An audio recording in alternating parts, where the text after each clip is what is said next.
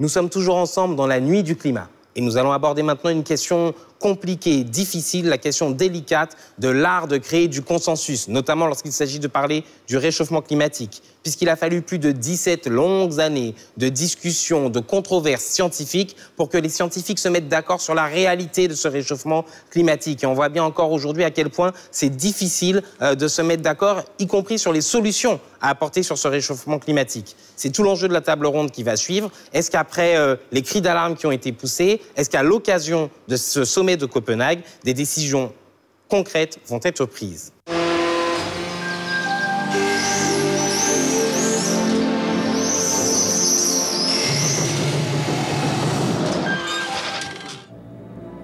La neige, en fait, quand elle tombe à la surface de l'Antarctique, elle se tasse et puis vous avez la glace qui se forme par la glace. Et ces petites bulles d'air ont emprisonné au cours du passé un petit peu d'atmosphère. Et on a donc eu l'idée de mesurer la composition de cet air et de voir s'il y existait des variations des gaz à effet de serre dans le passé.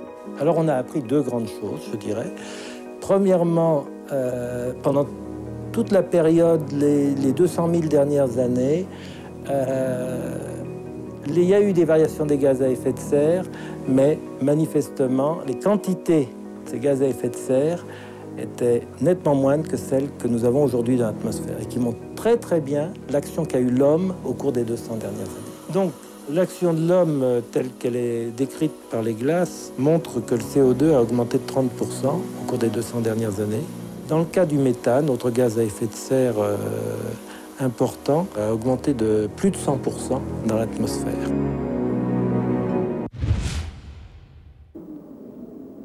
Nos glaciers fondent.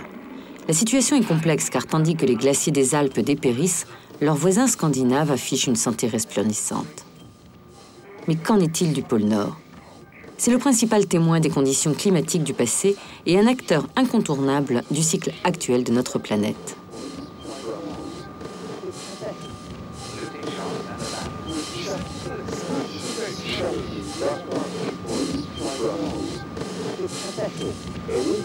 Dans un récent rapport sur le détroit de Bering et sur le Groenland, Greenpeace a constaté que la calotte glaciaire fondait inexorablement.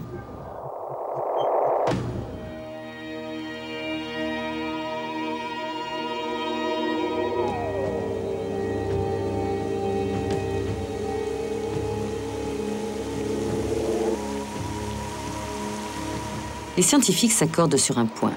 Si l'on se base sur une hausse durable de la température de 3 degrés, une bonne partie des glaces du Groenland pourrait fondre d'ici à 500 ans. Or, le Groenland, c'est 3 millions de kilomètres cubes d'eau, ce qui représente une hausse possible de 6 mètres du niveau des océans.